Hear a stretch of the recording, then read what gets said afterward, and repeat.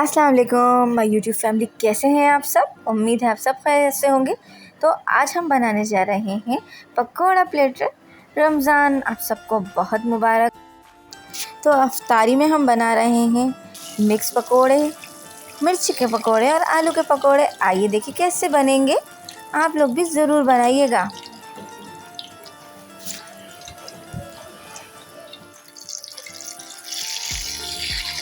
चलिए, हमें जिन इंग्रेडिएंट्स की ज़रूरत है उसमें सबसे पहले हमें चाहिए बेसन। बेसन हमने ले लिया है 2 कप। अब हम इसमें जो स्पाइसेस ऐड करेंगे, इसमें हमें चाहिए 2 टीस्पून पिसी हुई लाल मिर्चें, 1 टीस्पून पिसा हुआ ज़ीरा, 1 टेबल स्पून साबुत धनिया जो हमने कूट के रख लिया है, 1 टीस्पून नमक। नमक आप अपनी ज़रूरत के हिसाब से कम या ज़्यादा कर सकते हैं। और हमें चाहिए फूड कलर, ये ऑप्शनल है। फिर हमें चाहिए पानी इसे मिक्स करने के लिए। आइए चलिए बैटर बनाते हैं।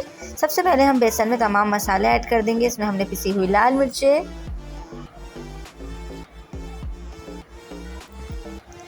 साबुत धनिया कुटा हुआ, नमक, पिसा हुआ ज़ीरा, फूड कलर और हाँ, हमने इसमें 1 टेबल स्पून चाट मसाला भी ऐड करा है। इससे इसका फ्लेवर बहुत इन्हेंस होता है। अब हम इसे अच्छे से मिक्स करेंगे। इसे मिक्स करके हम इसमें थोड़ा थोड़ा पानी ऐड करते जाएंगे। पानी हमें एकदम सारा पानी ऐड नहीं करना है, बल्कि आहिस्ता आहिस्ता स्लोली इसमें पानी हम ऐड करेंगे, ताकि ये बहुत ज़्यादा पतला या गाढ़ा ना रहे। देखिए, इस तरह से हम इसे अच्छे से मिक्स करेंगे। इसकी कंसिस्टेंसी इस तरह की होनी चाहिए, ना ये बहुत ज़्यादा थिक हो।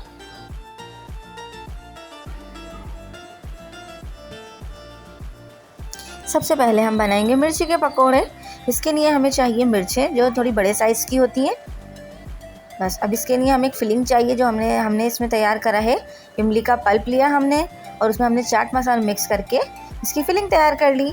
अब हम इस फिलिंग को, जो मिर्चें हैं, हमने उन मिर्चों को बीच में से कट किया। अगर आप चाहें तो इसके बीज निकाल सकते हैं, अगर आपको ज़्यादा स्पाइसी खाना नहीं पसंद। फिर आप इसमें आपने जो ये चाट मसाला और इमली का पेस्ट बना के रखा था वो ऐड कर दें। इस तरीके से इसे अच्छे से फिल करें और ऐसे करके तमाम हरी मिर्चों को फिल कर लें। इसके बाद आप पैन में ऑयल गरम करें। हमने आलू के पकौड़ों के लिए आलू भी काट लिए हैं। देखिए, आलू इस तरीके से कटने चाहिए, राउंड आलू हमने इसमें काटे हैं। अब देखें, पैन में ऑयल हमारा गरम हो रहा है। तो हमने जो बेसन का मिक्सचर बनाकर रखा था उसमें हम इस तरीके से इन मिर्चों को डिप करते चले जाएंगे, इस तरीके से।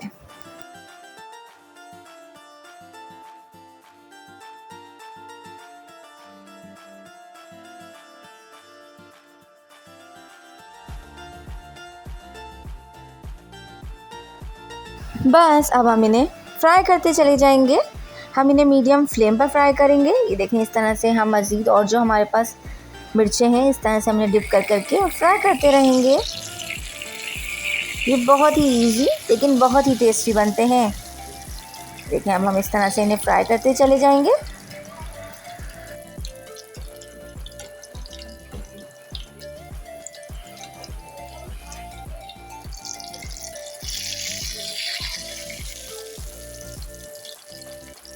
जब ये एक तरफ से फ्राई होने लगे तो आप इन्हें पलट दें। और बस, आपको जितना ज़्यादा इसको फ्राई करेंगे जितना क्रिस्पी होंगे, लेकिन आप इसे मीडियम फ्लेम पे फ्राई कीजिएगा, तेज़ आंच पे फ्राई मत कीजिएगा, वरना ये अंदर से कच्चे रह जाएंगे। देखिए, अब ये फ्राई हो रहे हैं।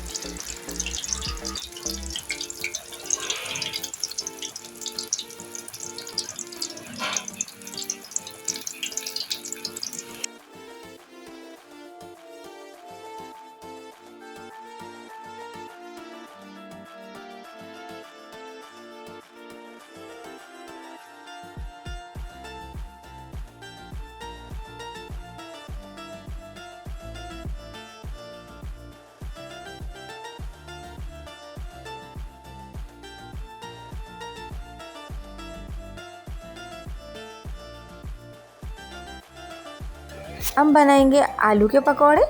तो देखें, इस तरह से जो हमने आलू कट करके रखे थे उन्हें भी हम इस बैटर में डिप कर करके और फ्राई कर लेंगे। इन्हें भी हम मीडियम फ्लेम पर फ्राई करेंगे। ताकि ये भी कच्चे ना रह जाएं। बस ये बहुत ही इजी है और स्पेशली बच्चों को तो ये बहुत ही पसंद होते हैं। ये देखें, इस तरह आप इन्हें फ्राई करते चले जाएं। ये देखें, एक बैच हमने फ्राई कर लिया है। अब हम इसे निकाल लेंगे। इसी तरह से हमने मज़ीद और जो हमारे पास पकौड़े थे हमने वो ऐड करे और अब ये भी फ्राई हो रहे हैं। देखें, इस तरह।